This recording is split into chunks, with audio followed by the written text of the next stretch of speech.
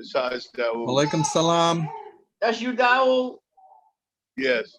Dawood, the lady in the hospital said, get off that phone, Dawood. Yeah, the doctor was telling them they want me talking. Yeah, I know. She sounds so funny. She sounds like your caretaker or something. You said, oh, okay. She can't have your job. You know, that was so funny. Why they didn't want you to talk on the phone though? No, they had just put the oxygen on my and they want me to take it off. They knew I couldn't talk to it. That's one good thing about this technology is you can do it almost anywhere. You know, any place that you got a signal. I think that's great. So I'm supposed to let Zathia know that I had talked to you. Yeah, she told me you called. She called last night. I did, but I didn't get her. She said that. She said she was sleeping. Yeah. Yeah, because I didn't even look to see what time it was. After I got finished talking to you, I couldn't understand what you were saying. I know. Yeah, and I just wanted to check. That's why I called you this morning, so I appreciate that so much. I said, well, he realized that it's important for me to have to be able to talk to him. So, alhamdulillah, I'm so happy you did that. Tell me when to start.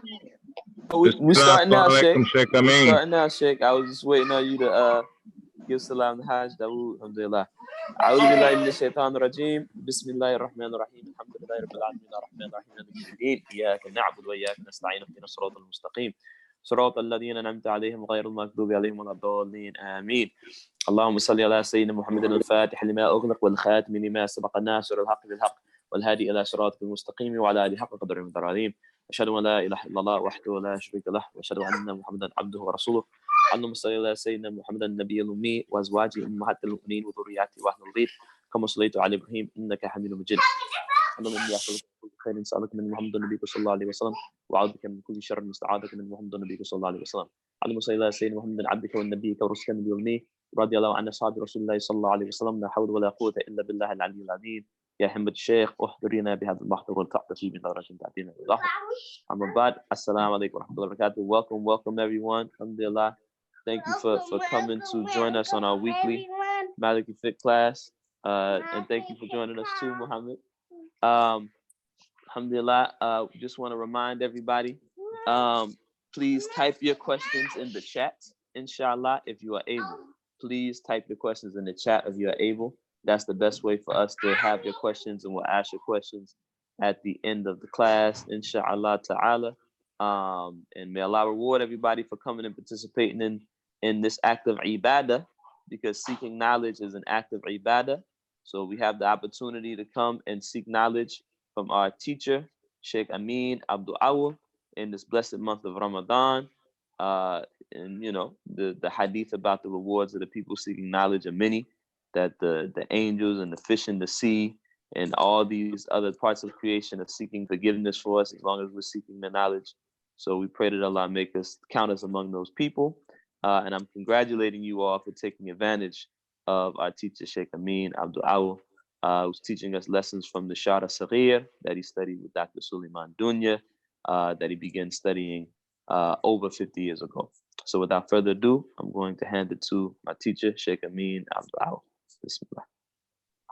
أعوذ بالله من الشيطان الرجيم بسم الله الرحمن الرحيم الحمد لله رب العالمين والصلاة والسلام على أشرف المرسلين سيدنا محمد وصلى الله عليه وعلى آله وصحبه وتابعين لهم بإحسان إلى يوم الدين اللهم صل على محمد النبي الأمي وأزواجه أمهات المؤمنين وذرياته وآل بيته كما صليت على إبراهيم إنك حميد مجيد وصلى الله عليه وعلى آله وصحبه وسلم تسليما كثيرا أنا بعد.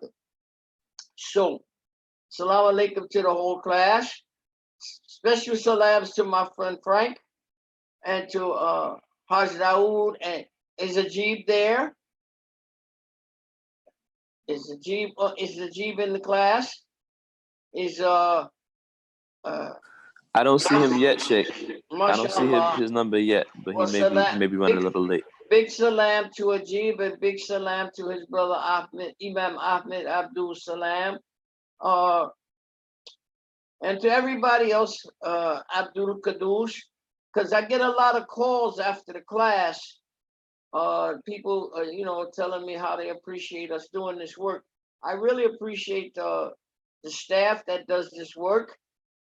They have put together a wonderful program that people can benefit from during this crisis. And in general, because many brothers, when they hear me talk like that, they say, "Oh no, Sheikh, you should keep doing this even after the crisis is over." So I don't know. Anyway, I just wanted to tell you something. Okay, like take my friend Haj Dawood. My friend Haj Dawood to me is like a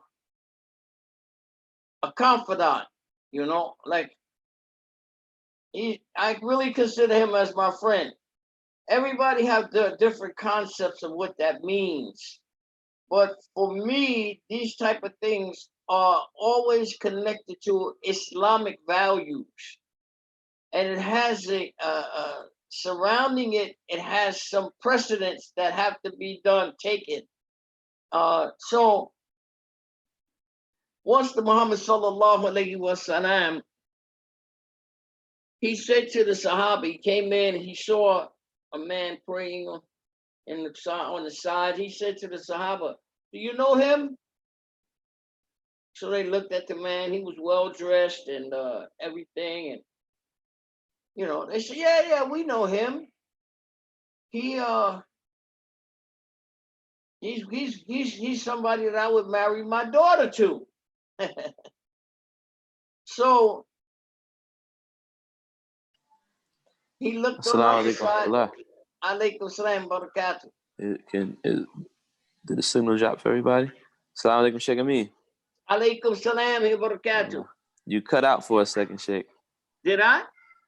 You cut out for me. I don't know. Maybe it was my phone. I think Habib, that was on your end. That might have been on your end. Okay. Sorry about that. So he looked on the other side and he saw another man, and that man, he asked the Sahaba, "Do you know him?" So they looked at him. He wasn't so well dressed and nothing, but the Sahaba said, "Well, we know him, but we don't want him to marry our daughters." He said.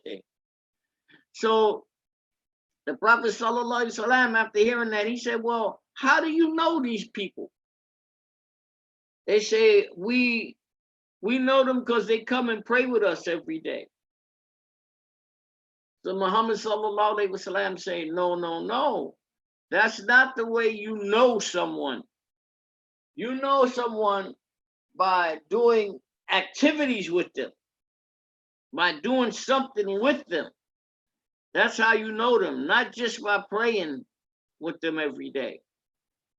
So this is why I always try to develop some type of relationship with my students.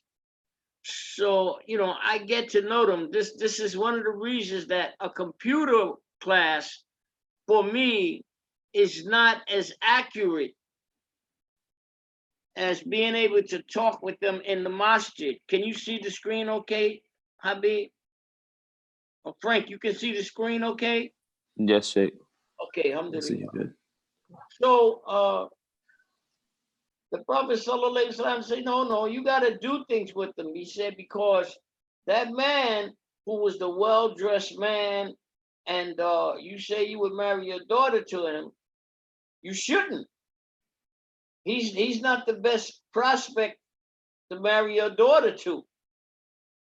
But the other man, the one that you say you wouldn't marry your daughter to, the one who wasn't so well dressed, he's a better prospect, like night and day, for you to marry your daughter to.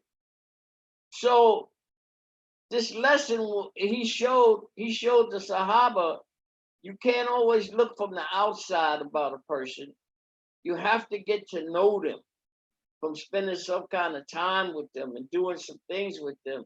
And then you start to recognize what kind of person this is, who he is, and who she is. So, you know, I like to be able to be close with my students and get to know them well, because if someone is looking to take my place, it's my duty to examine them very closely before I let them loose on the Islamic public. I hope you understand what I'm saying. Okay, Allahumma salli wa sallam mubarak ala Sayyidina Muhammad.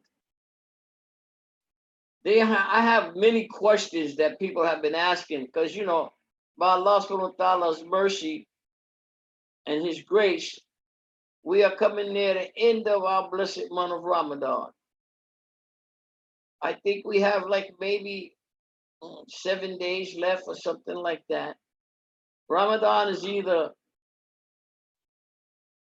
29 or 30 days, not 31. So in our calculation, we can see that this Ramadan is just about over. This Ramadan, we've had a lot of things differently done than in previous Ramadans because of this virus.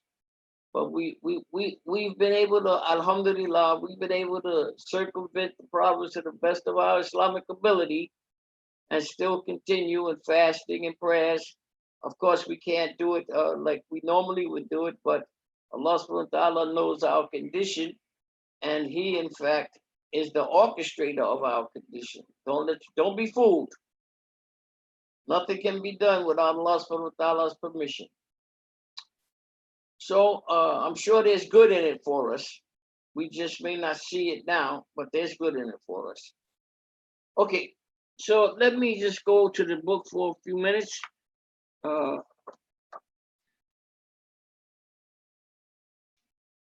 Can somebody tell me where I left off? I know, but I just want to see if I have your attention. See, in class, in the class, I would have looked at somebody and said, "Where did I leave off?" And that person, if they didn't know, I said, "Hey, what's the matter? You didn't do your homework, or you're not paying attention." You know. In any case, I don't know. It's different now because people can't just speak up and say, "Oh, it's here. You left off here, Shaykh," and then I hear all of the people speaking up at the same time, so I have an idea that they're doing their work as a class. Anyway, obligatory conditions of wudu. And I did talk. My last statement with you guys was that you must be a Muslim for wudu to be valid. So you can't consider a person making wudu who never took shahada or who never, is a practitioner of Islam. The only thing they would be doing, they would be maybe copying the way the Muslims make wudu, but it doesn't, for them, it won't become wudu until they are Muslims. By definition, not just because they're making wudu. See, they're making something that resembles wudu. Okay. And I told you about removing stuff that the water would touch, like from your skin, and that you cannot make wudu and break it at the same time. And I basically was talking about what's called physical impurities. You can't be surrounded and have that on you, on your skin, your clothes. Physical impurities can't be on the place where you're standing when you're making wudu. You need a clean place to make wudu. Okay. Obligatory conditions of wudu. When the azan is called, and you need wudu. You don't have wudu at the time.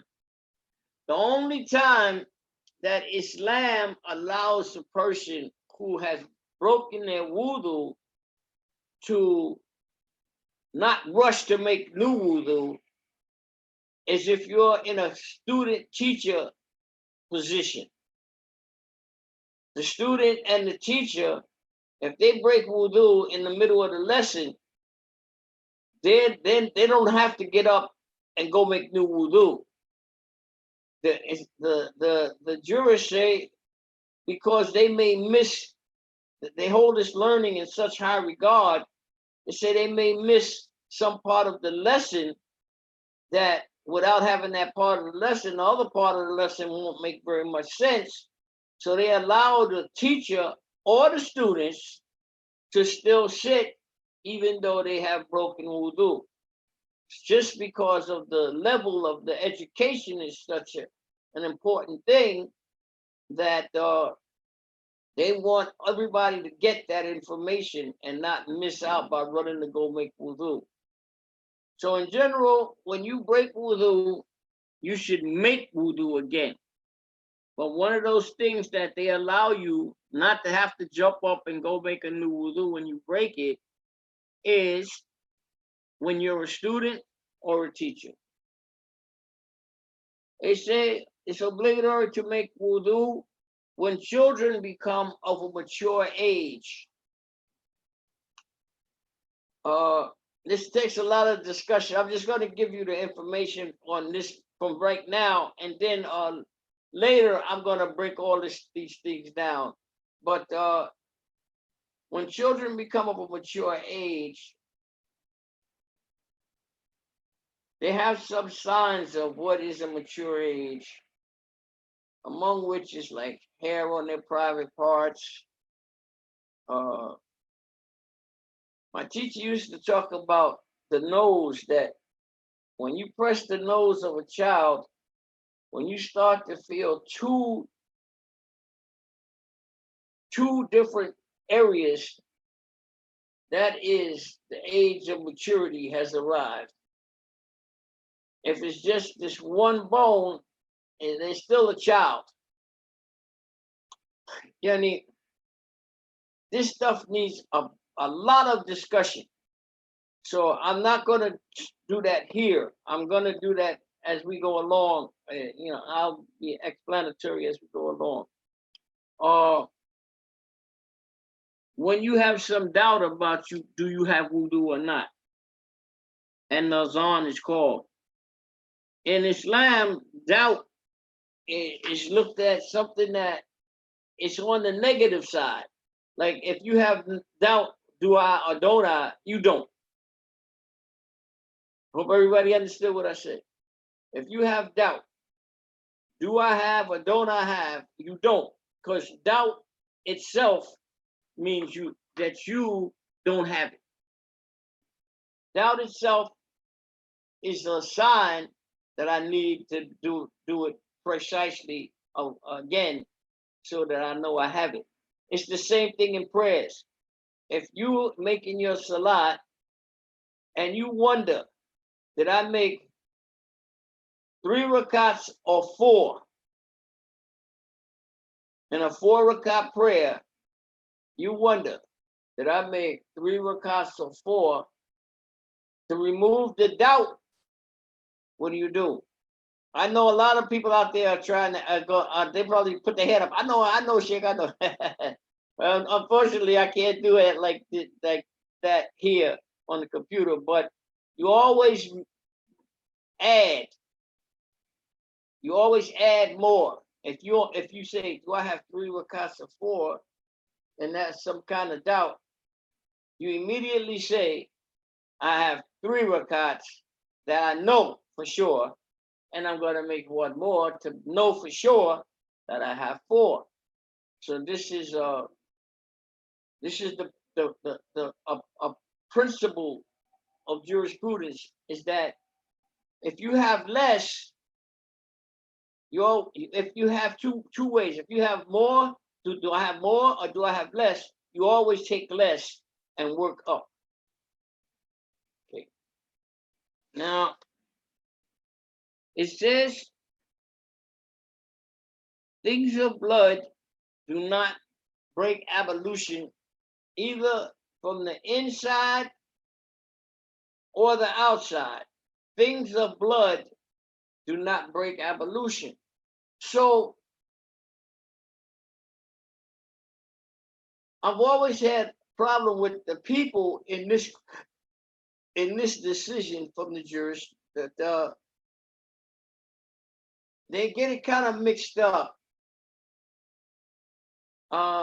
People always think that what is kabis or physical impurity also destroys wudu, but it doesn't. Physical impurity means that it's so much blood that if all the blood was gathered into one spot, it would be bigger than a silver dollar. You know how blood splatters. So blood splattered, and you had to try to figure out, is this blood a physical impurity? You would have to look and see if you put all the blood spilling together, would it be bigger than a silver dollar? If it's bigger than a silver dollar, it's called kabis. It means it's a physical impurity that in itself doesn't affect the wudu, but it has to be removed before you can do your ibadah. Before you can do ibadah in that physically contaminated area, you know, if you can take the clothes off and remove the prayer rug, what you was gonna pray on that had the blood on it, you don't have to make a new wudu, but you have to change the clothes and you have to remove the mat and put another mat there. This is to show you that it's not the wudu, it's not what's called the hadith asgar that you are that you're working with. It's not that. The hadith asgar are the things that make you break wudu. No, what you're working with now with this blood is called kabis.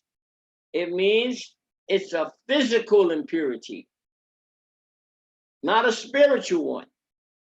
Hadith asgar is a spiritual impurity that makes you need a new wudu.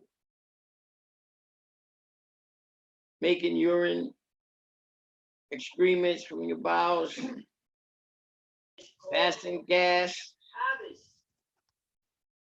These are all things that make you need new wudu.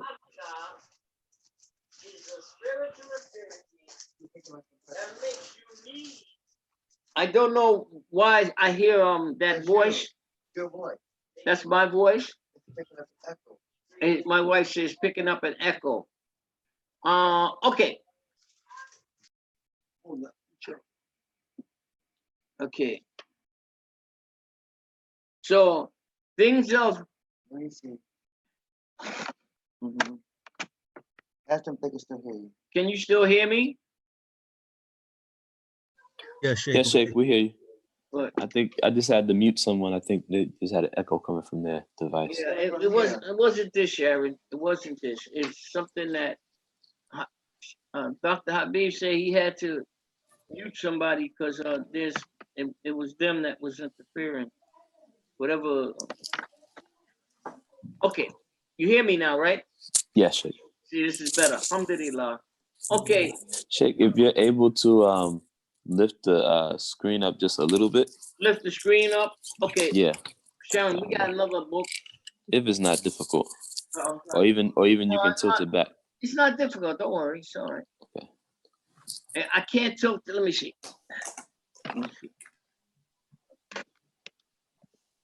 That's good, Shaykh. Well, I don't know if it'll stay like that. Well, that's good? Yeah, that's good, Shaykh. Alhamdulillah. Okay, Sharon, it's okay. We have it. Okay, so things of blood, right? So don't get this mixed up, because a lot of the students have a real problem with this particular thing. I mean, I guess in their logical mind, they would say, well, it's blood, it gotta be an impure, it gotta make a problem for your wudu. But one time I asked my teacher, I said, well, Islam is basically logical, right? He said, well, somewhat, yes. He said, but when you deal with the decisions of jurisprudence, it's not, everything is not logic the way, our mind works. He said, because Allah subhanahu wa ta'ala's logic may not be the same as our logic. So he didn't want us to get in the habit of saying, well, it's logical. You see, he wanted us to learn the lessons of the jurists, and that became what we went by. Not, because a lot of people make big mistakes in Islam by what they think is logical, and they'll actually say to you, well, I mean, that's logical, but Allah subhanahu wa ta'ala's logic on something may not be the same as our logic. See, because he knows the beginning, the middle, and the end of everything. So what he based his logic on is totally different than what we basing our logic on. So don't get lost in that. A lot of people make mistakes from the Quran, from the trying to interpret hadith, because they say, oh, well, that's the logical answer. The logical answer, especially in jurisprudence, what appears to be the logical answer is generally not the answer. This is why you have to study and learn, so that eventually you'll have enough knowledge to make a better logical understanding of something than what just generally what pops in your mind. Okay.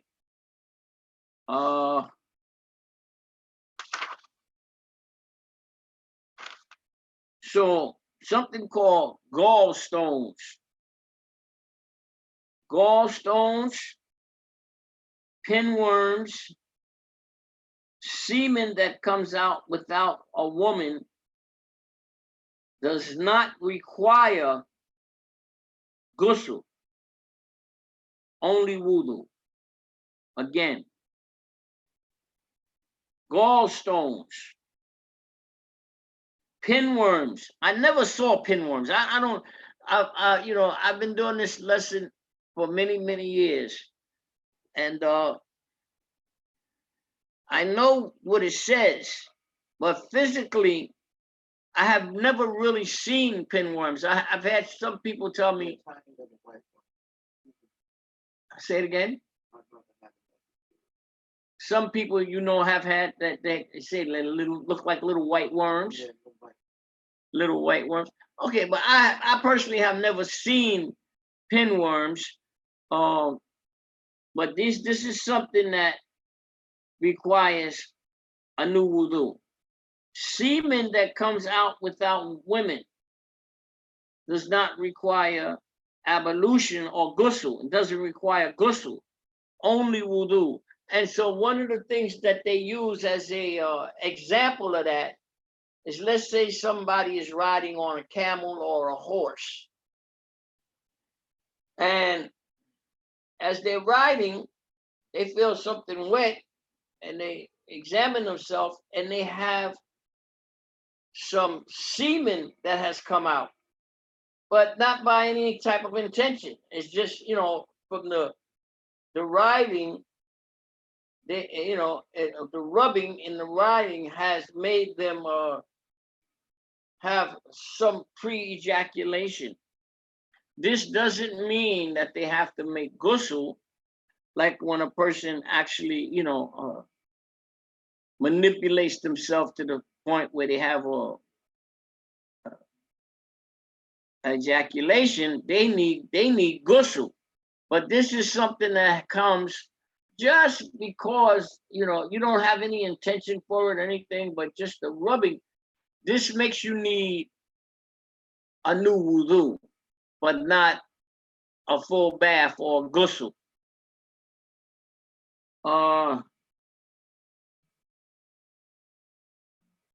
Semen that comes out after sex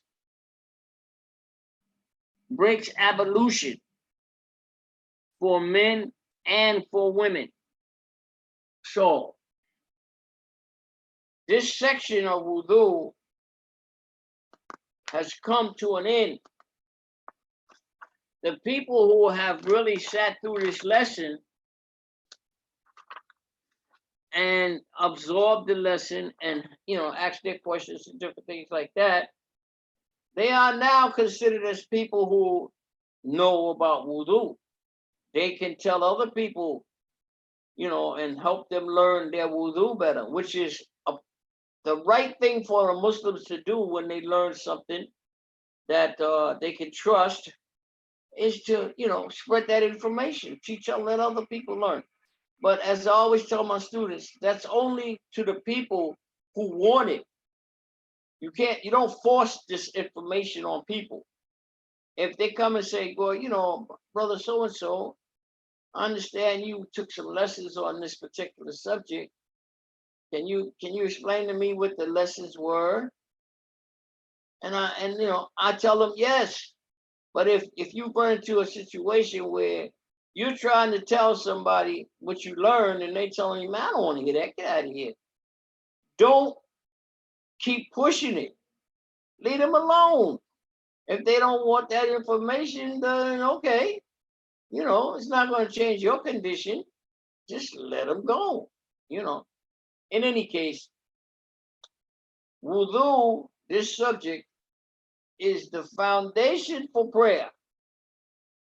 If a person is making prayers without having a grasp on what gives him wudu, then his prayers are either not valid or very weak. Okay.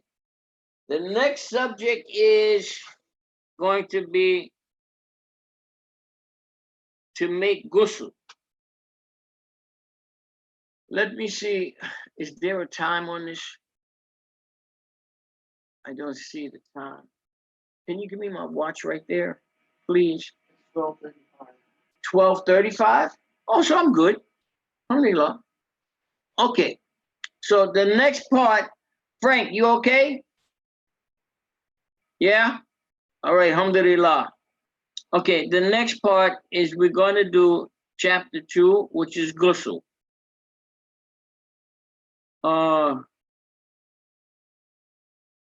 I'm going to start this chapter this week. To start and make ghusl. It says, you should wash the hands by the sunnah intention after you enter the wash area. So this is, listen, this is before you actually go in to make the ghusl. When you go into the area that you're going to make the ghusl in, you're going to start by washing your hands by the sunnah, because washing hands is not the fard. Washing hands is the sunnah. So you're going to wash the hands, and you're going to wash the hands at least one time. Then any type of physical impurity, remember I just was talking about physical impurity. Any type of physical impurity that is on your body, before you go in to start your ghusl, you're going to remove that. How do you remove that? In Islam, everything of that has to be removed and try to return to a state of purity must be done with pure natural water. I don't care what Revlon says, what Dow says, none of that stuff matters. If you want to use that stuff, that's something separate from your purity stance. Purity means you use pure natural water. وَحُكْمَهُ كَمَغَنِيهِ. Yani, if you're using something that is mixed with water and something else, it's no longer considered as water. It becomes what it was mixed with. See? Water, you know water by its taste, color, and smell. There's nothing else on this earth that is water except water. Pure natural water means it has not been mixed. You can't make wudu and ghusl with water with milk in it. You can't make ghusl with water and perfume in it. It must be pure natural water for things of purity. Now, if you wanna use it, these other things after you do your ghusl or after you do your wudu, no problem. But to make wudu and ghusl, it requires the use of pure natural water, not water mixed with anything else. And this is a subject. And when you're dealing with tahara, you're gonna come in touch with this part of the lessons that talk only about pure natural water and how it should be used. So we're gonna get to that, inshallah. Then it says, as I said, wash any physical impurity on your body away. So again, we come to this thing about the skin, that it has to be able to have water touch it. Shouldn't be anything to block the water from touching it. Okay. Then you make the niyyah. Because remember now, this niyyah is a fard. You don't have no action unless you have the niyyah. You don't have to say physically, I'm gonna make wudu or I'm gonna make ghusl. But in your mind, you have to have an intention for this action. See? So your intention is a major part of what allows your purity to return. It says this type of before you go to the ghusl, you make that niyyah for your ablution for ghusl. But when making this ablution for ghusl, you wipe each part of your body, each part of your wudu only once, and you keep your private parts covered at that time. And that the niyyah for ghusl is said at that point when you're making that wudu, that sunnah wudu, washing only one time, you're making the niyyah for ghusl at that time.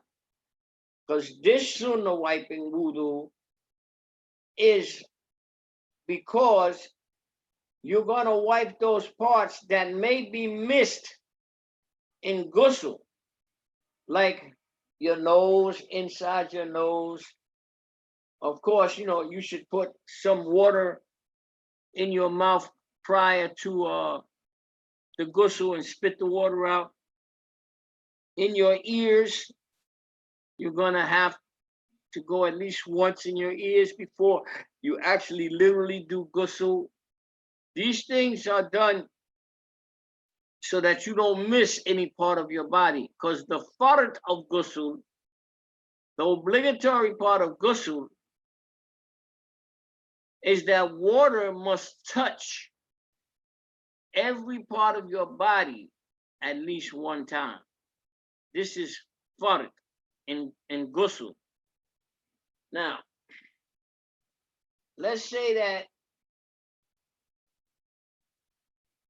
let's say that people try to invent another thing that they can do and call it ghusl. Nothing else is going to work. Ghusl has to be done in a fashion that allows water to touch each part of your body at least one time. Pure natural water. This is ghusl. Okay. I think I better stop here and allow you to ask some questions, because this talk is very technical, and so that it seems like it's a very difficult to understand. But after you do it a few times, you'll say, oh, I understand that, you see. So like everything else, with more explanation, it becomes easier. So inshallah, just give me 1 second.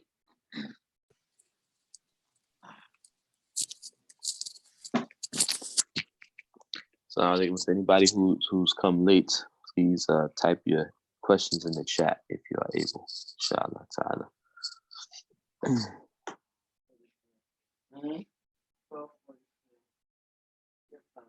I got my watch now. Yeah. Okay. So Habib, Dr. Habib, I think we should allow people to start their questioning, because some of the questions I got during the week, you know, they require some explanation. And then some of the stuff that I was talking about just now, I'm sure people are gonna want me to be more explicit. And so they may want to ask some questions about that too. Okay? Okay. Shukran. So I should go ahead and start asking these questions, and then you'll get to the questions from the week. Okay. Yes, Brother Frank, ghusl is to take a shower. Like Shaykh Ameen explained, it's when the water touches every part of your body with the intention of purification. But yeah, Brother Frank was asking about that word ghusl. So the first of the questions that I have here that I'm going to ask, someone asked, he said, the Shaykh spoke last week about passing gas, where it has to be, where you know it from 2 of 3 things, right? You either hear it, smell it, or feel it, and 2 of the things has to be present. So this person asked, is that the same whether you feel that you may have passed gas in the salat and outside of the salat? And they give the example, if you're sitting and reading Quran and suddenly you have the feeling that maybe you passed gas, do you also need to hear it and smell it to consider that you've lost your wudu? Yeah, it has to be.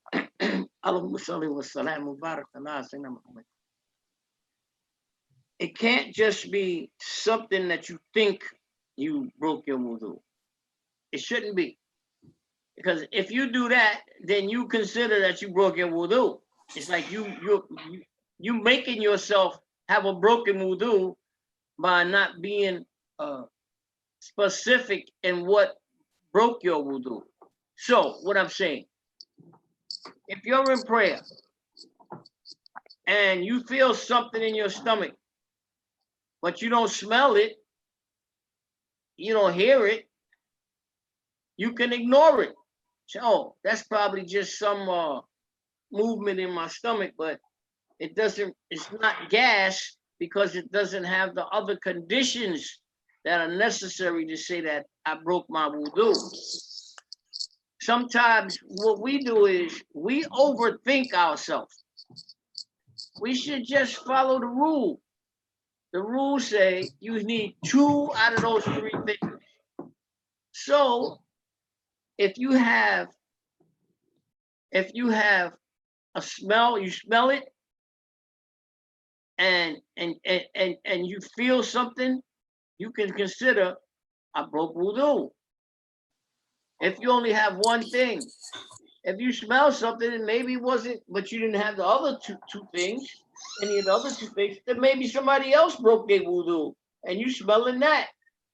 So it has to have 2 of those 3 things together to consider 100% I broke my wudu. Muhammad. Okay. Oh, I think that might be Ibrahim. Muhammad is Ibrahim. coming back and forth. Yeah. Allahumma salli wa sallam ala sayyidina Muhammad. So next question I ask is a few, so I'm curating. One is, does the muadhin need wudu when calling the adhan? Do you need wudu to call us on? Yes. Well, if there's nothing preventing you from making wudu to call us on, you should, because wudu is for ibadah, for things of worship. It's like if you don't have it, you may not have the rewards of your ibadah, because it won't be considered as the ibadah.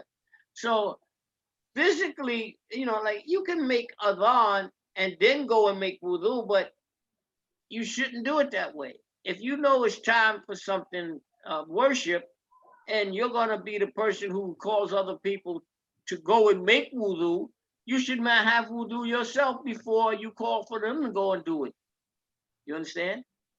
Yes. Mushkida, yani.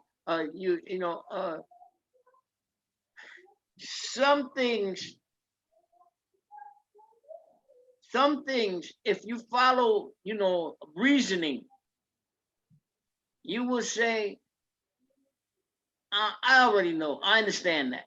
So yes, you should make wudu before you make adhan, because if you're the person making adhan, you're calling the other people just by saying, the adhan is to let them know, if you don't have wudu, you got to go make it. You should go and make it. So for the one who's making the adhan, it's the same thing. If he don't have wudu and he making adhan, depending on what prayer it is, and whether there's a line to make wudu or something after he finished making adhan, how's he gonna look for the one who made the adhan to go and make wudu and be delayed from the prayer? He's supposed to call the iqamah. And the imam is saying, well, where did he go? And they say, oh, he went to make wudu. It's different if you have wudu, was making the adhan and broke the wudu. You don't stop making the adhan when you had wudu, you was making the adhan and you broke wudu while making the adhan. It's not like the prayer. If you're praying and you break wudu in the prayer, you stop making the prayer and you go and make wudu. So the muadhin, he should have wudu when he starts making adhan. But if he for some reason loses his wudu while making the adhan, he don't stop making the adhan. He makes the adhan and immediately go and make wudu, because he's the timekeeper for the prayer. That's what the adhan is. The muadhin is the timekeeper for the prayer. They have some hadith that say the Muslims should always pray for the muadhin and the imam. And it talks about because of the type of work that they do to keep the Muslims organized. So, Allah subhanahu wa ta'ala, in his infinite mercy and wisdom, he lets us know that some things we can't control. We can't control the breaking of wudu. So if he decides that, you're gonna have to break your wudu at this point, break the wudu, but then, depending on what kind of action you're performing, whether you stop that action and go make a new wudu, or you complete the action and then go and make the wudu. In this case of the adhan, you're going to complete the action quickly, go and make a new wudu. Even if it requires you to say to the people who are standing, all masjids are not run like the same, you understand?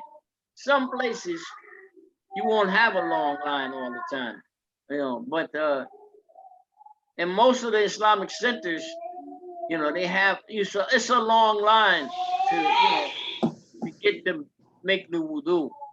So the muadhin should take this into consideration and make a fresh wudu before he starts to make the adhan. Okay, as you like. Okay. Yeah, Shaykh.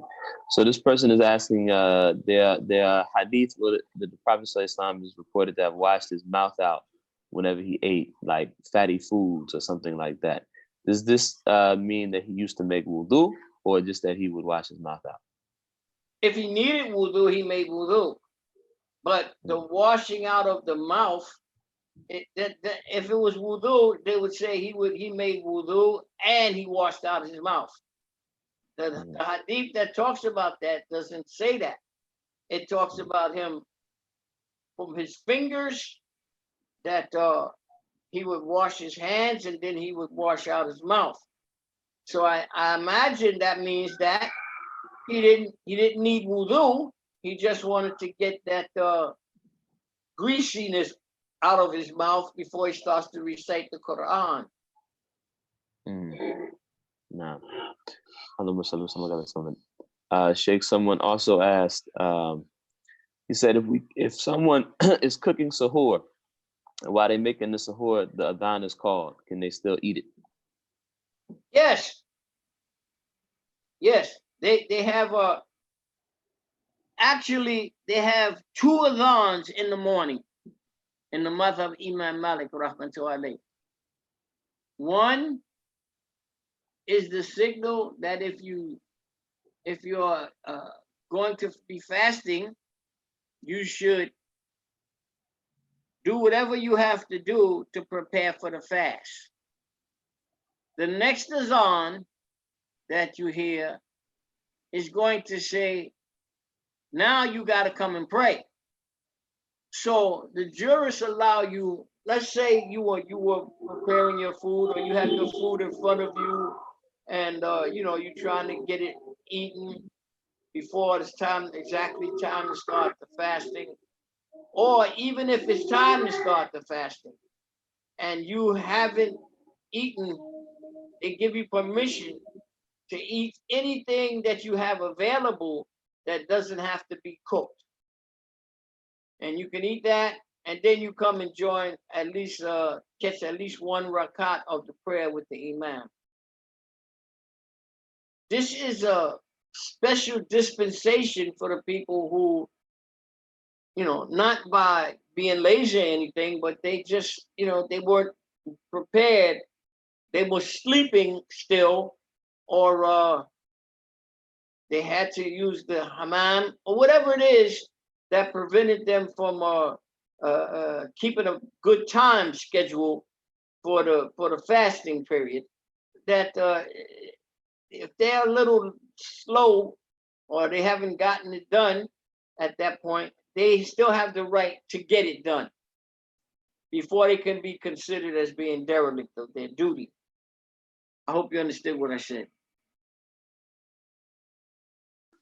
Nah, yes, Shaykh. It's okay. Yes, it's very good. So there's a lot of different questions. I'll just ask them in the order. Someone asked, does breathing or smelling smoke, steam, food, or perfume break wudu? I think maybe they mean, does it break the fast? Neither one. It doesn't break anything. Smelling perfume? Is that what you he said perfume, smoke, food, what else did he say? He said smoke, steam, food, or perfume. No, it doesn't break fasting, and it doesn't break wudu. Like I don't really understand the question. He really means something different. Maybe if the brother can clarify the question, he can. I think he might have meant the fast, because this came up in our class too. I know there are some books that there's some books that say that if you smell certain things it break the fast, but I told them in our class it doesn't. No. It doesn't hold for us. We don't. No. That's absolutely wrong. Absolutely wrong. If it doesn't go into your throat, if you took the food, listen to me. If you took the food and you smeared it on your face like that, and then smeared it on your forehead and on your neck, but it don't go in your mouth, into your throat, it didn't break wudu. Now, the smell of it may make it difficult for you to continue your fasting period because, you know, the smell is connected to your stomach too. So if you smell it, it make you more hungry. You know, and this is why most people, you know, don't want to be around food. And perfume is considered to make people feel, you know, a desire for food. And that's why, like, you know, and my mother, they don't want you to wear attar or perfume during the fasting period.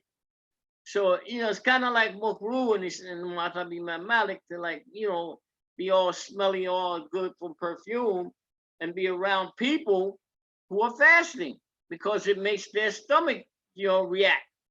So, mashallah. Anyway, no, that I don't know what kind of book that is, or I don't know. But you can follow my advice on this. 100%. Unless it goes in your mouth, into your throat, it's not breaking your fasting. Now, for a weak person, somebody who, you know, they can't stand to be hungry and they smell stuff like that, you know, and it triggers their hunger, they you know, maybe they're gonna break their fast. But that means that they're gonna actually eat something that's gonna break their fast, because now those things of smell have given them a temptation that they want to eat. But that in and of itself, that don't break your fast. Okay, as you like. Alhamdulillah. Shaykh, can you hear me? I hear you very clearly. Alhamdulillah. Someone asked, if you wake up late and there's light in the sky, but the sun has not come up yet, can you still fast that day? Yeah, absolutely. Okay, listen to me. Every year I have to answer this question. Some people like to play a game with Allah subhanahu wa ta'ala. I don't know why. He know everything you do. He know what's in your heart, what you intend, everything. So you just playing a game with yourself, because maybe once you can say, I didn't intend to oversleep. And Islam would say to you, oh, okay. Go eat something quick that, you know, it doesn't have to be prepared, just so you can say I had something. Or drink some water, or something that doesn't have to be prepared, and go to your prayer. But if somebody does that all the time throughout Ramadan, then no, they're playing the game, because they should be, either they have the excuse for not fasting, and so it won't matter too much to that person, or they're being lazy. Because if you know that you have a propensity for oversleeping, and you doing stuff when you should be sleeping, you doing something else, and then you're gonna wake up after fasting has already begun, and every time you know you're gonna want to eat something before you start fasting. No, this is not good, and it's questionable on whether they have a fast or not. That's like a person, Allahumma salli wa salam mubarak ala Sayyidina Muhammad. That's like a person who gets married, and then at the slightest provocation, they want to get a divorce. And then this happens a few times, but they're always blaming it on the other party. Oh, if they didn't do that, I wouldn't have done this. And then they replace that one with another one. Oh, if they didn't do that, I wouldn't have done this. So they're always looking outside themselves as if it's somebody else's fault. See? But then I always tell them, well, how many marriages have you had? They say, oh, quite a few, Sheikh. I think maybe like 5. Oh, really? So that's your problem. Don't bring that problem to me. The problem is in you. You got to see what is it that you're doing that allows you to have 5 divorces. And you can't tell Allah subhanahu wa ta'ala, I had 5 divorces and it was always somebody else's fault. No, brother, that can't be. If you have 5 divorces, that means that you're doing wrong things in your marriage and you have no patience or you got some other problem. Anyway, if you get problems like that, that's continuous and it's interfering with what is traditionally known as good worship, because marriage in itself is a worship too. See, if you keep destroying that, you're not going to want to go before Allah subhanahu wa ta'ala with that type of destruction and then try to blame it on somebody else. Well, it's the same thing with fasting. If you're going to go before Allah subhanahu wa ta'ala and say, yeah, Allah subhanahu wa ta'ala, I didn't fast like 20 days out of 30. Or I started late.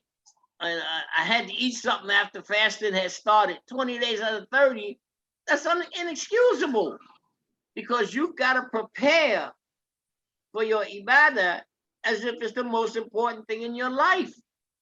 You don't just take it easily and say, oh, it's all right. It's just fasting. No, this fasting is going to change your condition, inshallah, when you meet Allah subhanahu wa ta'ala. So of all these different things, just like marriage, you can't just consider it as like some everyday activity. You destroy your marriage, you're destroying yourself. People, we are really mixed up. Okay, mashallah. As you like. Thank you, Shaykh. So someone asked a question. We have somebody who like there's a person who they were neglecting their prayers for a long time, like more than 10 years. And they made tawbah and they're coming back now and trying to make up their prayers.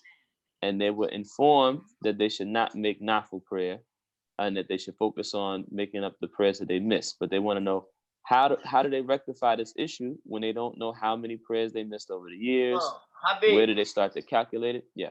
Don't even listen to that. They misunderstand. That's not what it's about. When you owe a multitude of prayers, you don't neglect your nafil because you owe a multitude of prayers.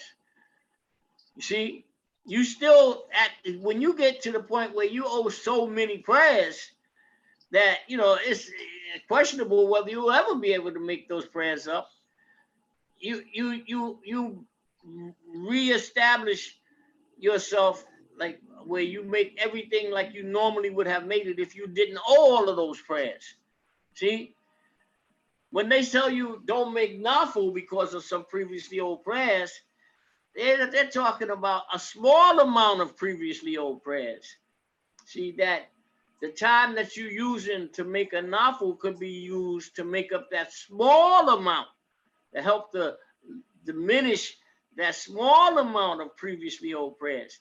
No, it has nothing to do with if you owe 2 years worth of prayers or something. That's a whole nother story. Islam don't even expect the person. You have to be really a strong person to make up 2-3 years of prayers, even a year of prayers before you make any nafils. No, that's not going to happen.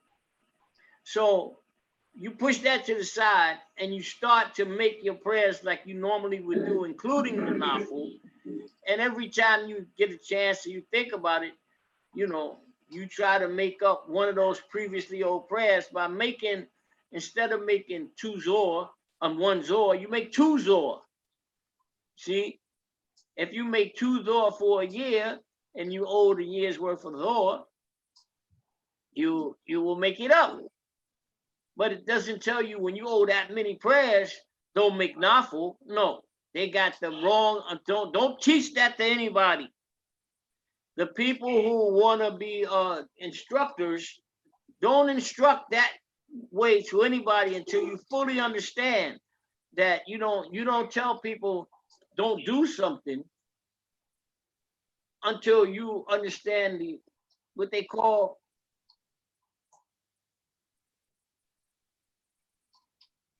the usul in regards to that decision. Teaches people how this was derived. This decision was derived. And so in the finding of that, you start to understand when it should apply. It doesn't apply when you got a multitude of prayers. That's like somebody giving you permission not to make nafils anymore. No, they're wrong. As you like. Thank you, Shaykh. Someone asked, since we're not going to have Eid prayer at the masjid this year, can we do it individually? And I'll add on to that, can we do it in our families? You know, how should we do it? Can we do it in our homes? And if so, how should we go about doing it? Well, first of all, some people associate these type of things with performing a duty that must be performed, like, you know, sitting with people and eating. Well, that's not the case. This is some type of sunnah, but not so big that if you don't do it, you're going to get punished for it. So sometimes the people that, you know, from our background, you know, our Christian backgrounds especially, where the people in the church, you know, everything is, all their worship stuff is, you know, is based around eating and stuff together, and, you know. Sheikh, I think I might have asked the question wrong. I think they mean the Eid prayer, the Eid Salat. The Eid Salat, same thing. The Eid Salat is not a fard. It's not a fard. The people who were educated in Saudi Arabia like to say it's like a fard, but it's not a fard. It's like if you go, alhamdulillah, you get some blessings and rewards for it. But if you didn't go, you don't get punished for it. See, so, you know, we kind of, in a time like this where, you know, you shouldn't be amongst a whole bunch of people all in close proximity, you should stay away from that. Stay away from that. Don't reinfect everybody because, you know, somebody told you you gotta go to make the Eid prayer. Don't do that. That's illogical. Illogical. See, what you want to do is you make your prayer wherever you are. If you have your family members and you know you want to make the morning prayer for the Eid prayer with them, alhamdulillah, you can make it. You know, if you have to do it by yourself, alhamdulillah, you know. Again, the big deal with the Eid prayer is the khutbah. The khutbah is what you're gonna miss. So Imam Shamsi, he put online, he put a khutbah for the Eid, he put a khutbah for Juma, all the things that we miss by not being able to congregate, he put that online. Imam Ahmed Abdul Salam, he put online Taraweeh prayer for the people who want to, you know, join in with him and still maintain the balance of social distancing. So, you know, these are things that out of our control. Allah's not going to punish you because you didn't go to the Eid prayer and chant social distance, violating social distancing because you want to be able to make the Eid prayer. That doesn't make, well, once again, that doesn't make sense. See, this is out of our control. Okay, as you like, Happy. Sheikh, if we make the Eid prayer in our homes by ourselves or with our families, should we make it like just 2 rakats, or should we do the takbirs the way the 7 takbirs in the first rakat and 5 takbirs in the second rakat? Well, it's yeah, you have to, in order for it to be considered as an Eid prayer, you want to make 6 takbir in the first and 5 takbir in the second rakat. Alhamdulillah. Thank you, Shaykh. Okay. I'm gonna, okay, the next question this person asked, this is actually 2 questions about the water. They said, if one, you really already asked this question, but they said if the water has been mixed with rose water, then can they use it for tahara? And then they said if only it. I don't even have to go into no depth on that. No. If it's rose water, it's not pure natural water, and it's not liable to be used for tahara. It has to be pure natural water. If it's mixed with any other thing, then it's no longer pure natural water. It's water of roses, water of lemon, water of milk. It's like none of that stuff. It can be used for tahara. Okay, as you like. And then they said if a tiny amount of something becomes mixed with the water, does it change the state of the water? If it changes its taste, color, or smell, it's no longer water. Shaykh, someone asked a question about zakatul fitr. Actually, I asked you this question before and you answered it, and now it's like sort of a follow-up question. So if a person has stepchildren, let's say they have stepchildren living in their house, and they have biological children living, with their divorced spouse. I understand the question. Come on. Yeah. So if a person has stepchildren in the house, but that person's biological father is providing for them financially, should they still pay zakatul fitr for that child that's in their house, even though it's not their biological child?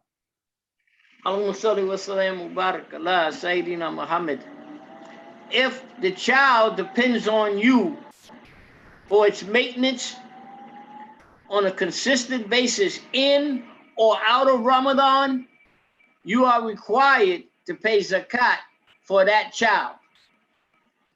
Even if they have let's say they have a parent. They have a derelict parent that don't take care of their proper business in regards to taking care of their child. So they leave the child for the mother. See? They say you keep them. Okay, well, even though if she marries somebody else and it's not their child, but when she marries that other person and he knows that she have those children and he say, okay, I'm gonna look out for him. He's my responsibility now. Don't forget about the other guy. He's not gonna do nothing. We know he's not gonna. He's responsible. The new man is responsible for that child, even though the child is not his biological child. But he's dependent on that person consistently to take care of the child. The child is dependent on that person.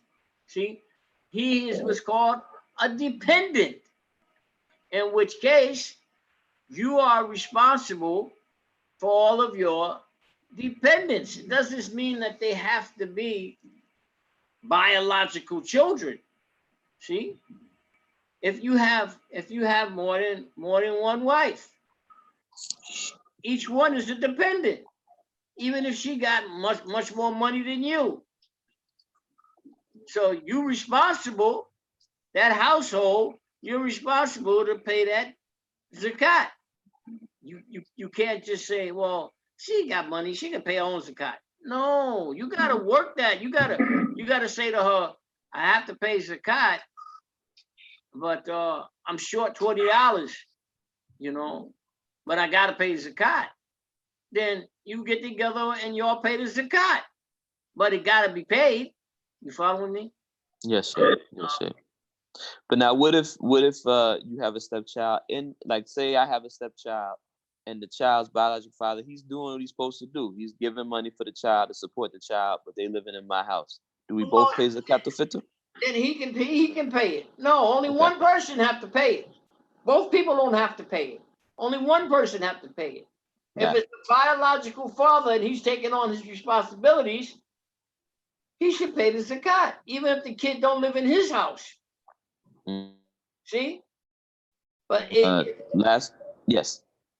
But generally, when you say that the child don't live in that person's house, it's his biological child, you have to look at the age of the child and who is generally responsible for the child, or is the child like responsible for himself? Because generally, when a child is old enough that he can move out of his parents' house on his own, you're not responsible for his zakat anymore. He's responsible for his own zakat. As you like. And the last part of this question, let's say I have a child who's 19 years old, a young woman, right? So she's at the age where she could be independent, but she's not. She's not married. She's still living in the house with my ex-wife, right? With my ex-wife. So do I pay zakat for that child, or? Yeah, you have to. You have to up until that point. But look, you gotta have a talk with that child, because that child is playing both ends against the middle. It's like they're getting over. It's like they don't want to be responsible, and they don't want to have to do the things that's necessary for them to do to be on their own. So they stay in with the mother, with their mother or whoever, and but they could do something different, but they don't feel like doing that. It's easier for them to just let you take the responsibility. See, so technically, you're still gonna be responsible until that child, gets to a certain age where they can do it on their own.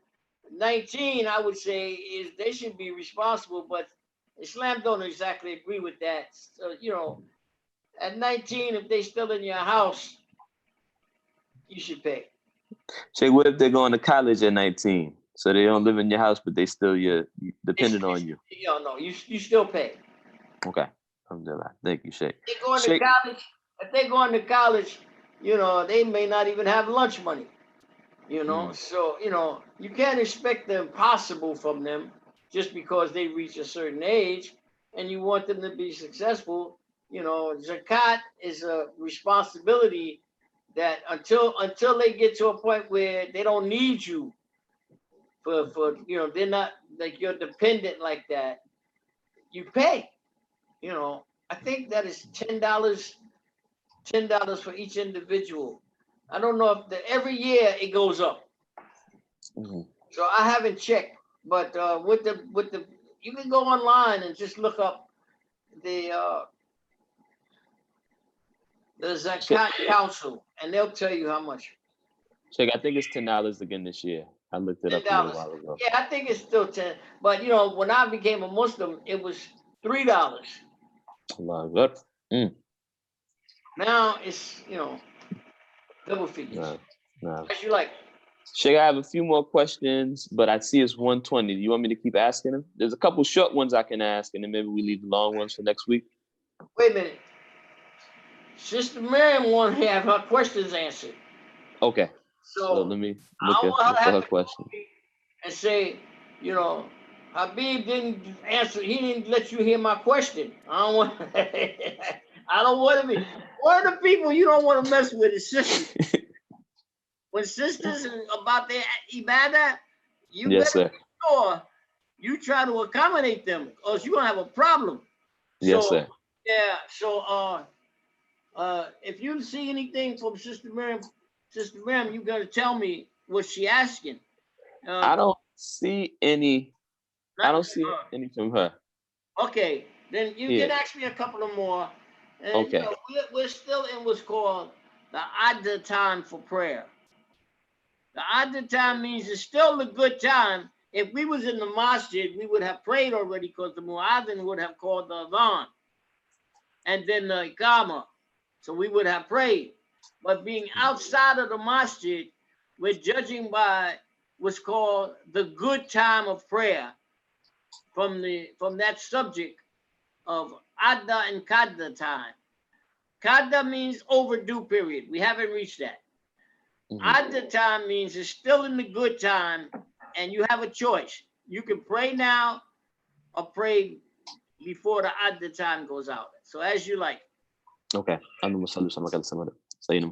Someone asked, when reading the Quran, if you break your wudu, do you just stop reading immediately and renew your wudu, or do you finish reading the ayah or surah that you're on and then go make it? So, if you have what's called the Musaf means the book itself, and you break your wudu. When you break your wudu and you have the Musaf, you have to put the Musaf down and go and make a new wudu immediately if you're going to continue to read. If you're in a class and the Qari is teaching the people how to recite from the Quran and you break the wudu, Islam is forgiving of that student-teacher relationship, that they don't have to rush immediately and go and make a new wudu, but you know, they should try to complete that part of the lesson, and then they could like raise their hand and say, teacher, I want to go make a new wudu. And then the teacher will say, anybody who have to make a new wudu, we stop the lesson here, everybody go and make a new wudu. Did I answer your question? Mushkida, you understand me? I understand it. Okay. That person, it's for everybody. Once I ask your question, if you have a follow-up question or if I didn't ask it right, you know, please send a text to let us know so we can ask it again. The next question I was going to ask, somebody asked if you have a valid excuse not to fast. They just want more clarification on if a person has a valid excuse not to fast and then they go to feed people, how much food or money should they give? Do they do it on that day? How should they go about doing that? For each day that you miss, you should feed that person that day. And when they say feed them, they mean what would normally be your meal. Now, like if you're a person that eats mounds of food, they're not telling you that. They're saying the average meal that a person would eat, you know. So they're not talking about somebody who like have to have a steak and you know, potatoes and everything with their food. No, they're talking about somebody who eats in a basic fashion and not a lot of food, but enough that would, you know, you can say I had food. See, it could be pizza. It could be anything that would say, they could say, well, alhamdulillah, I'm not hungry anymore. So it doesn't have any like exact, you know, like they don't tell you, well, it got to be at least $3 worth of food. No, whatever you have the ability to do, and you can still call it that I fed that person. Shaykh, does it have to be does it have to be a needy person, or can it be any person that you feed? It should be somebody who can't feed themselves at that time. And if you're in a society or a community where everybody, you know, everybody's Muslim, everybody's fasting, can you give them their iftar meal? Well, I never heard it put that way, because the iftar meal has nothing to do with make up for or trying to pay for breaking a fast or not having a fasting day. The iftar meal is, you know, it's the iftar meal. It's like, you know, you can't mix them together and say, well, I'm giving you this sadaqah for because I didn't fast a day. No. The iftar meal is the iftar meal. The meal that you're trying to give somebody who's hungry for you not fasting that day, something different, something separate. See, so don't try to pile one on top of the other one and consider that you have done both things. I hope you understand me. I understand you, but I guess this is my add-on question. I'm asking if I have a valid excuse to not fast today, but I can't find anybody in my community who's eating during the day. What do I do? Why are you doing that? So look. If you have a valid excuse for not fasting,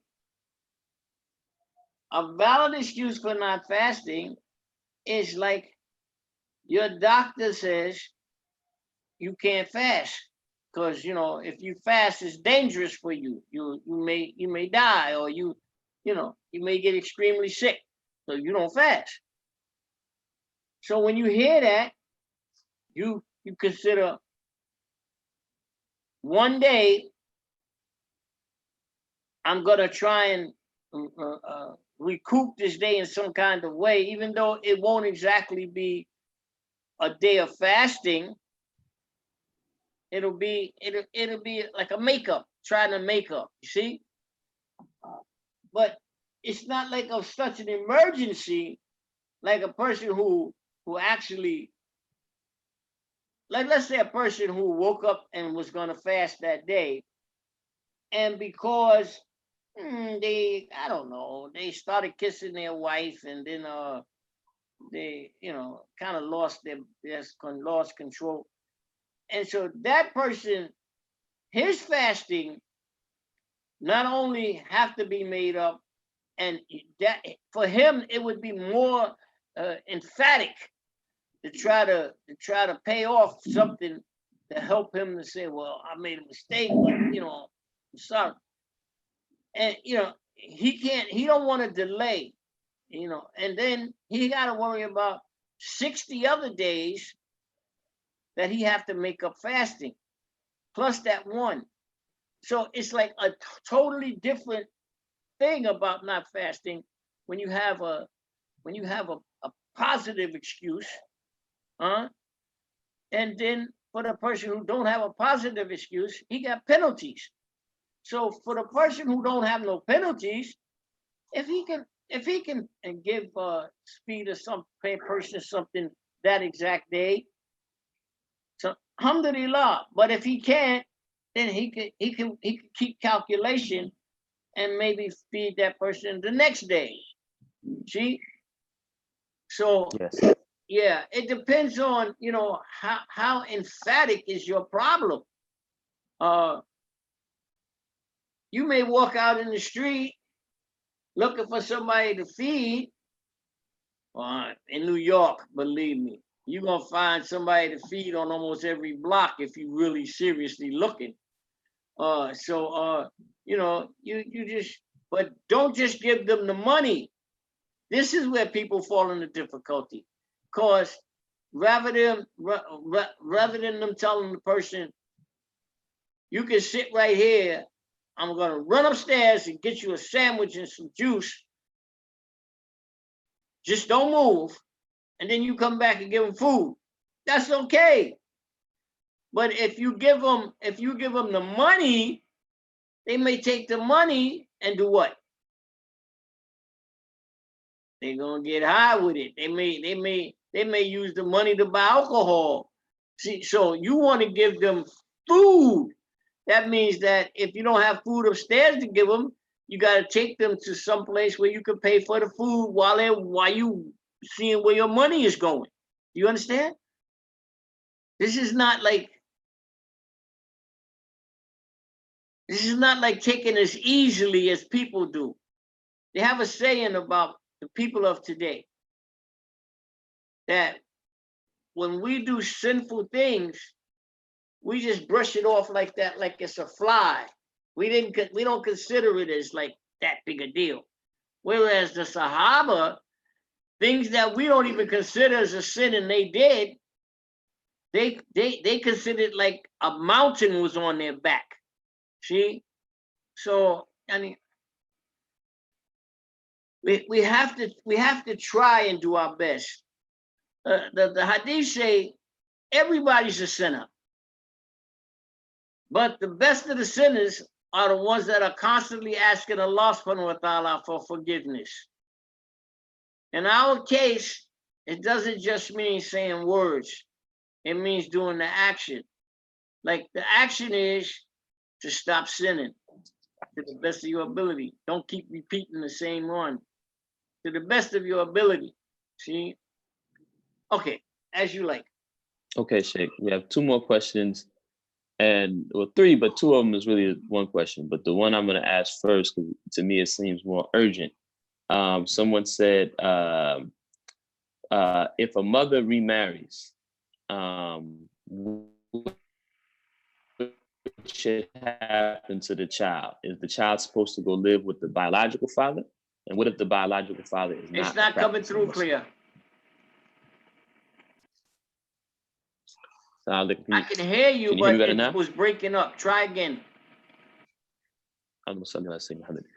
Someone asked, let's say a mother, Muslim woman, married, and she gets divorced from the husband, and then she remarries. What should happen to the biological child from the previous marriage? Should they go live with the father or stay with the mother? And then she said, what if the father is not a practicing Muslim? No. If he's not a practicing Muslim, it'd be better for the child to be with the practicing Muslims.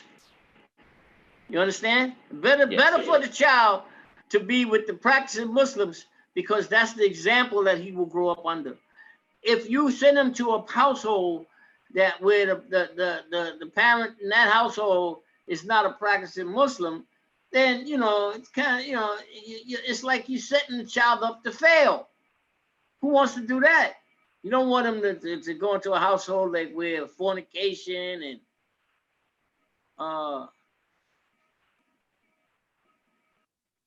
you don't want him for donation. I'm sorry, I was reading that thing on. You saw the question. No. Yeah, you don't want him to grow up in an environment where fornication is going on, where like alcohol is all over the house, and maybe some drug use. And then nobody talks about prayers. No, I don't care if it's a father. If that father is biological, you wipe him away. You even if you have to fight that whatever visitation he get, he should have somebody that is responsible that can observe that visitation and make sure he don't put that child into jeopardy. See, because a person who's like not a practicing Muslim, they don't tell him what he's gonna do, as if it means nothing.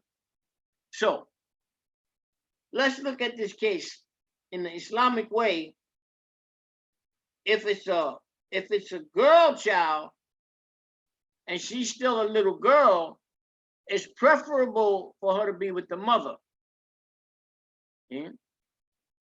If it's boy children and they are like old enough to like run to school themselves and wash their own self, learn how to make wudu and different things, and and they're of age where they can say what's going on around them, then it's preferable for them to be with the father.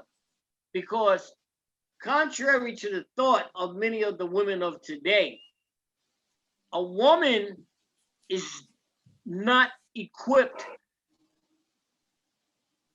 physiologically to act as mother and father. Now she can try to fool herself and say, well, I'm mother and father. Well, you may be mother, but if you trying to be father too, you kind of like, you're gonna miss the mark.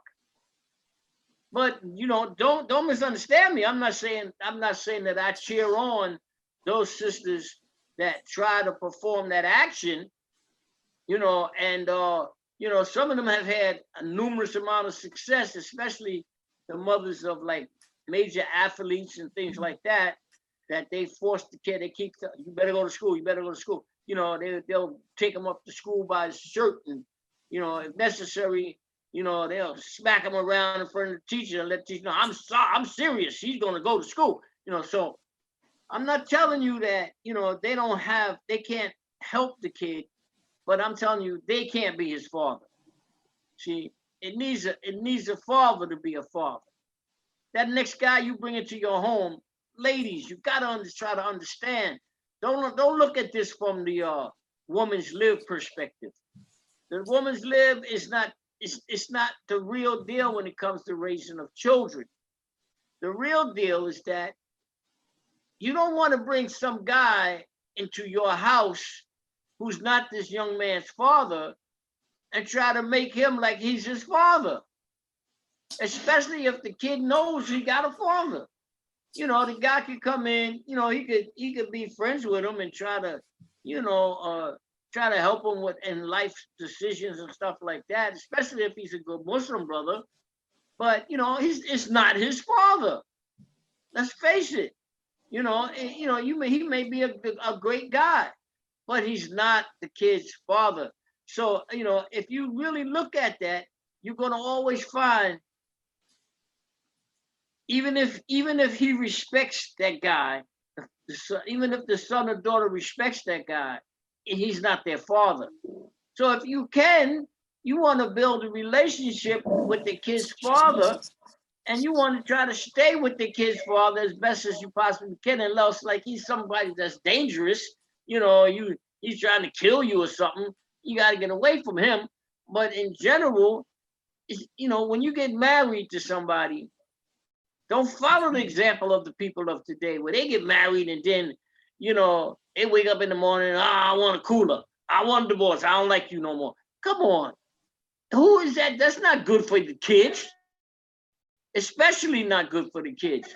You got a broken home. Why? You're gonna have to explain that to Allah subhanahu wa ta'ala. See? So anyway, no, they can't be the father. And if they bring somebody into their house, they gotta always be watched out. That's not biologically their child. And you know, unless he's a good practicing Muslim, you know, you don't know what's going on in that guy's mind. My teacher always used to say, you never know what's in the mind of an infidel. See? Okay, as you like. I probably should stop soon. Yeah, I gotta Okay. I got a little cut off, but I think everybody else heard you, so it's okay. But as a follow-up question, the sister asked, if the roles reversed and the mother is not a good practicing Muslim, should the father fight to have sole custody of the child? Absolutely, 100%. Because this is a big problem amongst society today, that women have manipulated the court to the point where it used to be, things have changed, but it used to be, if a woman goes to court and she's talking about, like, you know, the raising of the kids and visitation, all these type of things, and they're gonna break up, and in her anger with the man, many times she fabricates stuff, because we know from Islam that, you know, they see things, you know, many times they see things by their emotion. So if she's already angry with the guy about something else, and she adamantly wants to have the child, she don't want him involved, she could go to court, you know, she, you know, tell the judge some stuff, and he beat me up every night, and you know, he don't feed the kid, and, you know, so that it makes it look better for her to be the sole parent with the kid. See, but what the court has found out, that after a period of time, it's like, oh, they're using the court, you know, against the other person, you know, and that, you know, now we have to send investigators, a whole different process than what it used to be. See, so if the woman is not good, because, you know, that happens a lot. A lot of times the sister, she takes shahada not because of her awareness of Islam. She takes shahada because she want to be with that brother. You understand? She takes shahada because she say he look good, he smell good, you know, he got a decent gig, you know, but we know that type of stuff is not what you should be using to pick your husband from. See, if you be better off with a hard practicing, good, pious brother, if he have, you know, he may not look his eyes ain't blue, and he may not wear like a $100 thobe, you know, but he's clean, you know. Anyway, they got sisters that when they marry a brother from that kind of way, sometimes after 5 years, 6 years, if that long, they start to revert back to their ways from before Islam.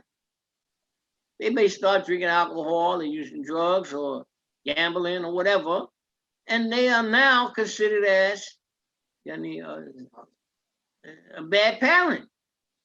See?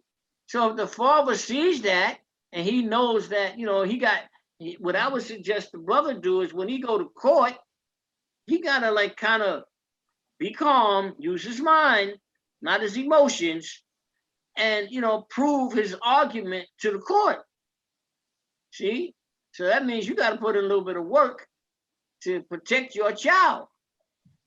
Because this woman, if you keep letting your child randomly go to that woman, your child may turn out to be not a good person based on following her example.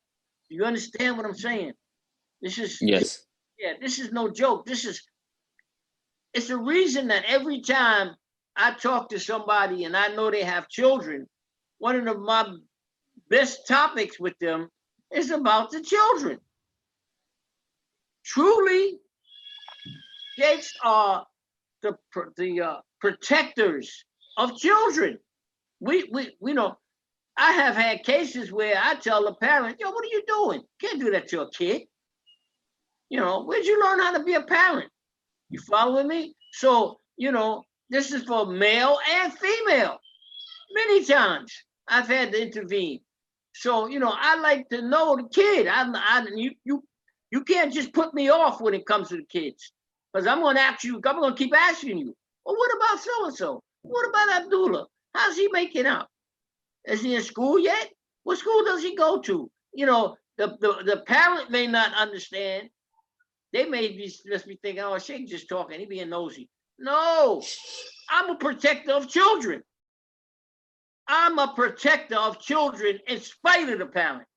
Because when Allah subhanahu wa ta'ala sent that child, he didn't send that child just so that the parent could feel superior to somebody else. The child belonged to everybody. See, if you're a parent and you're not doing the things that help to protect your child, you're not a good parent. What they doing, Habib? Oh, I'm sorry. What they doing? Muhammad woke up and was crying. I didn't realize the phone wasn't on mute. All right. Okay, so I hate to have to talk about this type of subject amongst a lot of people that I've never met before and things like that. But if it gives a better idea to other imams and sheikh people that we have to watch out for the safeguard, the security of these children, because a lot of the parents, not that they intend to be that way, but a lot of them are so involved in other things in their life and their job and their car and this and that and this and that, that they kind of like are being neglectful to the security of their children. Not intentionally a lot of times, but we have to kind of, what they got to say, you can't see the forest for the trees. You see? So sometimes the parent is so involved in other stuff that they don't see what they're doing. So it takes somebody else to say, hey, bro, I see you doing that, but that's not good for the kid. And even if they tell you to mind your business, say, well, this is my business. I can't let you do that. And I'm going to be a maruf when I hear them. I got to try to enjoin what is right and forbid what is evil. That's a part of my responsibility. Okay, I'm sorry I took so long. But alhamdulillah, thank you, Shaykh. Some things you can't just answer simply. Yes, Shaykh. So Shaykh, two people, they're gonna be a little bit mad at me because they asked their question a while ago and I'm just not asking it, and I don't know if there's time to answer it now. Two people, when you renew your wudu, do you have to do it over your feet? Can you do it over your socks? Does it have to be leather socks? So I don't know if you have time for that lesson today, or if you want to maybe do that. It's okay. Allahumma salli wa sallam wa barak ala Sayyidina Muhammad. To wipe over what they call masa. To make masa you should have had at least the beginning of your day, like before you start to do your ibadah things, you should have made one complete wudu with wiping your feet in the normal way. See, after you have done that at least one time, then you have the right, according to the madhab Imam Malik, to wipe over your shoe, not the wool sock, but the leather sock. You can make masa, wipe over. And my madhab is say for 24 hours.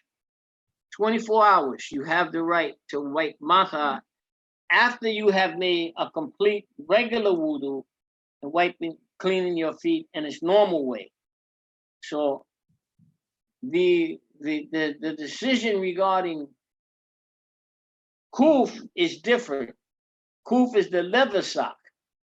So with a leather sock, if you take it off, you have to make a fresh wudu wiping over your feet in its regular way before you get to make masa again.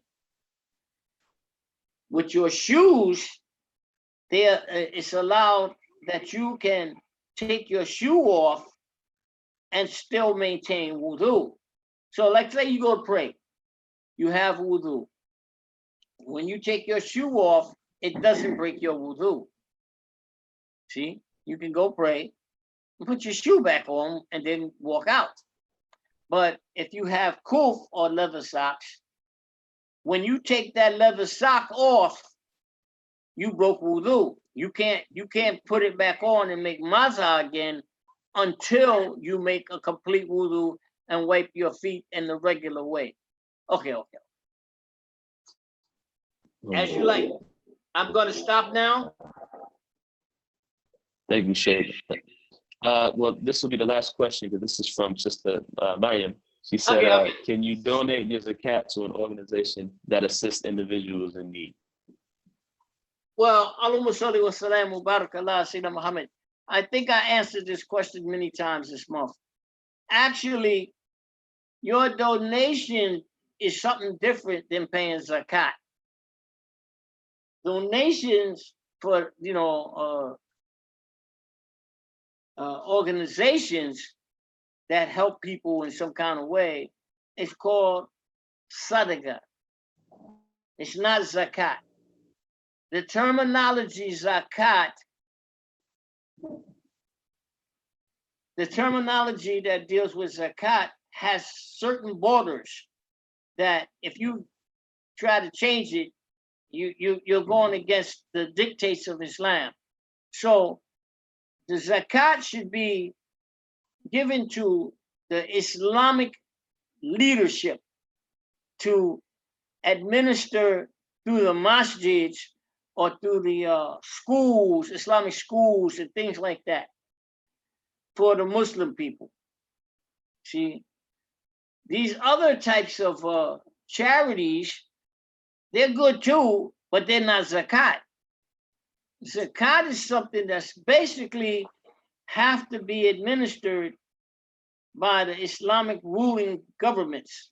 Like if you go to a masjid, you see a box that says zakat, and then you see the other box that says sadaqah. Well, the one that says zakat is the one you put your zakat money in.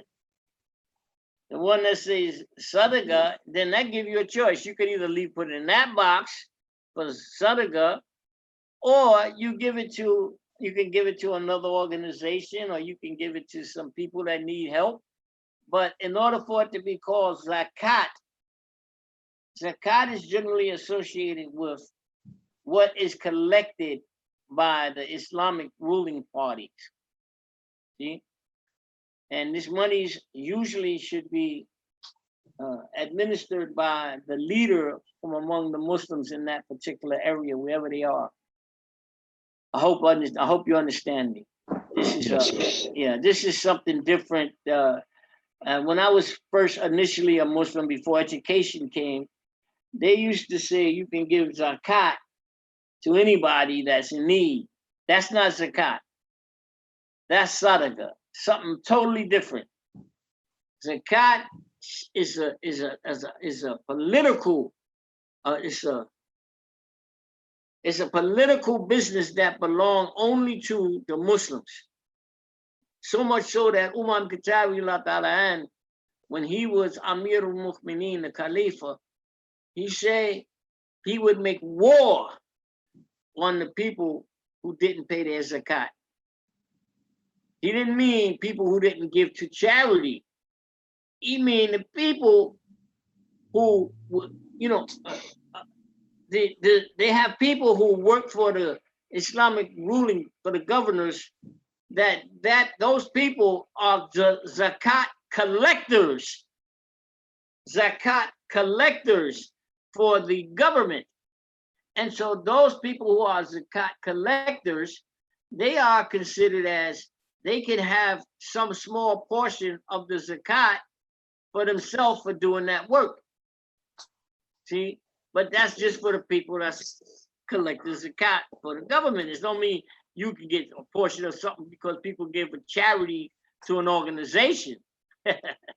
So this is really a misunderstood phenomenon that the people, you know, they have the wrong impression of what zakat is. But let me tell you something. The way a lot of these so-called Muslim people in charge, the way they administer the zakat is terrible. Terrible. You go to them for the zakat, and they give you a hard time and run you around and treat you like you garbage. It's terrible.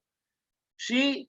And that just goes to show that, you know, those people are the wrong people to be in charge. They have some people that, you know, they try to be humane in regards to this, but then they got some people, man, they use zakat as if it's a wedge that something they hold over people's head. You know, if you don't behave yourself, I'm not going to give you zakat. Come on, who do you think you are? You know, zakat is for the people that they need the zakat. You can't just do whatever you want to do just because you the local person in charge, or you know, there's somebody appointed you as the person who writes the information. Get out of here. That don't give you the right to treat people badly. Here we go. So I you know, I don't even want to deal with this stuff. When they used to ask me to help them to get the zakat, people who should be able to get zakat, and I used to try, you know, from try to be a good person to the people, and then I start getting phone calls from the people saying, "Shaykh, we follow all the instructions you told us, and we went there, and they treated us like garbage." And this is from people that are idle, like people who they don't tell lies. See, if it had only been like one or two people, I would say, "Oh, okay, bro, let me see what I can do to help." But if you got a whole bunch of people and everybody's coming back with the same story, then you got to believe what they're saying. You know, they're treating the people badly, and they're supposed to be helping them, giving them, you know, their portion of what was collected for zakat. Oh, you know, this is just bad. You can't give zakat to people in July. This doesn't make sense. You could, the zakat should be for the people who, you know, they want to have a good meal for the Eid. You know, they want to have a nice clean shirt to wear. You know, that's zakat is supposed to be used for the people. You know, is for the Muslim people. You know, zakat is not like something that you use as a you know. Well, they used to give zakat, like a person can get the zakat and they would have some money to do something with. Like if their kids are hungry, you know, they could go shopping and buy them kids some food. They had you know, every year the zakat now has gone down and down and down and down till now. You know, you go take your family to buy some food and you buy them a couple of things, your zakat money's gone. How come? This is a question. See, we so used to people giving us something that we don't even know when we should be given something. We just take it at, we sit, wait and say, oh, they're going to give us. Brothers and sisters, you have to do the things to help yourself. Stop waiting. We the only people in the world, the only ones, the only Muslims in the world that our leadership are other people that don't come from our own country. No other countries like that. The Japanese got Japanese leaders in the masjids. The Indonesian people got Indonesian leaders in the masjid and in the Islamic government. The Arab people got Arab people as leaders in the masjids and in the government. The African people got African people that are the leaders in the masjid and in the government. Come on, man. What kind of nonsense are we allowing?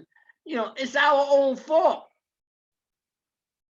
You know, because we're always waiting for somebody to give us something. Get up. Get up. Do something for yourself. Okay. MashaAllah. Alhamdulillah. Jazakumullah khair. That's all the questions we have for now. It's almost 2 o'clock, so I don't want to give people time to type in another question. But the people are typing saying, thank you so much, Shaykh. The people who ask questions are very appreciative of your answers. And the people are praying for you and, you know, expressing their gratitude for the class. Alhamdulillah. Jazakumullah khair. Alhamdulillah. Sidi Ishaq, did you have any announcements before we ask Shaykh to make dua and close us out?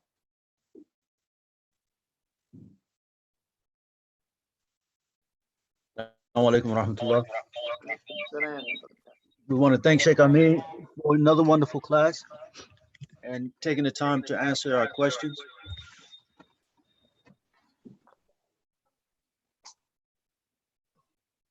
Also, we wanted to remind people of the classes and the sessions that we have from our communities. We have every night, alhamdulillah, we have wazifa, and we have, as the Shaykh spoke about, Taraweeh as well every night. On Monday, we have Imam Ahmed's class, and that's at 3:30. And every day as well, we have the tafsir of Shaykh Ibrahim, hosted by Fader Books. We have that every day at 5. On Wednesday, we have the class by the Ruh al-Adab community. On Thursday, we have Dr. Habib Rasul Miller's Maliki Fiqh class. And please keep in mind that Dr. Habib Rasul Miller is a student of Shaykh Ameen and has the ijazah from Shaykh Ameen to teach. And of course, every Sunday, inshallah, as long as our Shaykh is with us, Shaykh Ameen, we'll be having these classes, inshallah. As well, on Thursday, we have Shaykh Mahi's class at 4:30 p.m. Alhamdulillah. Please, Habib, if I missed anything, please let me know, inshallah. I think you got it all. The Wednesday class is Sidi Kaaba Abdul Fattah. He's teaching that class, and he's teaching from the book Kashf al-Libas. But yeah, I think that's it. That's everything I was going to mention. Shaykh Mahi's class, but you got that. Alhamdulillah. Alhamdulillah. Jazakallah khair. Thank you so much, Shaykh. I'm really, you know, it's for me, it's really a big blessing to have the opportunity to be sitting with you virtually again, you know. Like, you know, reminds me of like when I lived in New York and I was able to come see you every Sunday, you know. Obviously, it's not the same, but, you know, I'm very thankful to have the opportunity to see you, listen to you every week again. So thank you, Shaykh. Alhamdulillah. Shaykh, can you please make dua for us, inshallah, to close us out? Allahumma inni Allahumma inna nastainuka wa nastaghfiruka wa nu'minu bika wa natawakkalu alayka wa nuthni alayka al-khayra kullahu nashkuruka wa la naghfiruka wa nakhna'u laka wa natla'u wa natruku man yaghfiruka. Allahumma iyyaka na'budu wa ilayka nusalli wa nasjudu wa ilayka nas'a wa nafidu narju rahmataka wa nakhafu azabaka inna azabaka bil kafirina mulhik. Yani, so the Prophet sallallahu alaihi wasallam used to make that dua when they were in difficult times, when things were rough. Well, right now we are in very difficult times. Not only the virus, but the minds of the people. The minds of the people have to be adjusted to a better Islamic methodology. Right now, we are so confused as a people. We got some Islam mixed in with some dunya. And, you know, we're just confused. But it's not only the Americans that's confused. Foreigners are confused too. They're confused, you know, because they'll tell you, well, I grew up in an Islamic country. That doesn't necessarily mean you're not confused. Okay. اللهم إني أسألك خير صالح منه محمد نبيك صلى الله عليه وسلم وأعوذ بك من كل شر استعاذك منه محمد نبيك صلى الله عليه وسلم. اللهم اغفر لنا ما قدمنا وما أخرنا وما أسررنا وما لنا وما أنت علم به من نار. ربنا آتنا في الدنيا حسنة وفي الآخرة حسنة وقنا عذاب النار. اللهم إني أعوذ من المحيا والممات ومن فتنة القبر ومن فتنة مسيح الدجال ومن عذاب النار وسوء المصير. Please keep my brother Haj Dawood in your doors and in your prayers, and ask Allah subhanahu wa ta'ala to give him shifa so he get well fast and be amongst the people again. Okay, Assalamu alaikum. Wa alaikum assalam. Jazakum khair, Shaykh.